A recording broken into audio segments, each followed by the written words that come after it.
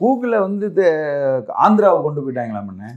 Google data centre எவ்வளவு பெரிய விஷயம் சார். எவ்வளவு பெரிய விஷயம், எவ்வளவு பெரிய நிதி சம்பந்தப்பட்ட விஷயம். சரி, பெருமை, அது ஸ்டேட்ல இருக்கிறது பெருமை. சரி, அது கேட்டதுக்கு நேற்று சட்டமன்றத்தில் கேட்குறாங்க, இந்த மாதிரி வந்துட்டு தமிழ்நாட்டுக்கு வர வேண்டியது ஆந்திராவுக்கு போயிடுச்சு அப்படின்னு சொல்லிட்டுன்னு. அதுக்கு அவர் என்ன சொல்றாரு, அரசு தரப்புல மந்திரி பதில் அளிக்கும் போது ராஜா சொல்றாரு, டிஆர்பி ராஜா தொழில்துறை மந்திரி சொல்றாரு, வாய்க்குது பாருங்க அதிர்ஷ்டம், வந்த உடனே மந்திரி தொழில்துறை.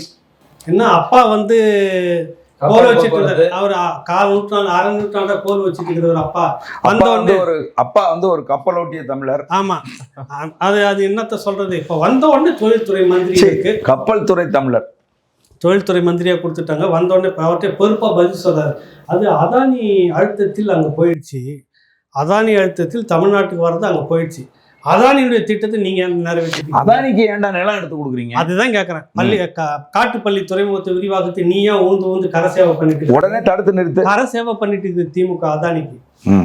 வார்த்தை அப்படியே சொல்றேன், பரந்தூர் விமான நிலையத்துல நீங்க கரை சேவை நிலத்தை எடுத்து கொடுக்குறீங்க விவசாயிகளுக்கு. அவன் உயிர் கொடுத்து போராடுறா, நீ கூலிக்கு காசை கொடுத்து 4ஆம் தரமான போராட்டத்தை நடத்திட்டு இருக்கிறீங்க நீங்க. அண்ணன் கோவம் வந்துருச்சு. எனக்கு இல்ல சொல்லு, அவன் உயிரை பணிய வச்சு உன்னவர்தான் போராட்டம். கோவம் வந்துருச்சு அண்ணன். சரி, நீ அதானிக்கு இந்த கரை சேவை வேலை செய்யறீங்க, நீ என் மாநிலத்துக்கு வந்து அங்க கொண்டுட்டு போறதுக்கு போயிட்டேன், என் மாநிலத்துல இந்த ப்ராஜெக்ட் வந்து நடக்காது சொல்லு சார். அது தைரியம் இருக்கா உனக்கு? சொல்லி இருக்கணும் இல்லன்ற தைரியம் இருக்கா? அதுதான் கேக்குறேன் தம்பி.